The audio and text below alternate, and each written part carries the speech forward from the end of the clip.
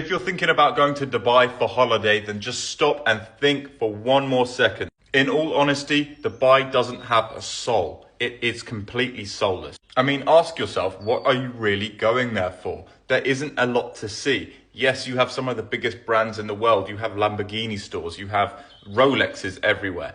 But if you're going for a holiday, if you're going for the reasons people usually travel, it isn't the place to be. Look, if you're trying to avoid the taxman, I do understand that. However, most people that go to Dubai are traveling, trying to see the country and what the hype is all about. But in reality, there isn't a lot to see, and especially if you are on a budget. 50 years ago, Dubai essentially didn't even exist. And since then, it has been built on slave labor. Yes, that is right.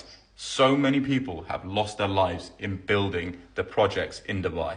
And most of it is done by the exact same guy and corporation. Another reason that I wouldn't go. So when you're in the country, what do you have to see? Well, it's a desert, so you don't really have much nature. You might see some camels or something like that. You have the sea next to you, but the sea is basically totally dead. Yes, you can do some scuba diving and stuff like that, but its ocean landscape is absolutely basically non-existent. Its on land landscape is basically non-existent. So you just have sand and then water. So if you're into nature, if you're into animals, it's probably not the place to go unless you like sand. When I travel to Barcelona, when I travel to Rome, when I travel to Bangkok, or basically any major city on the planet, I want to know what's happened in that city, how it was built, how it has evolved as a place, what the culture is, what the history is.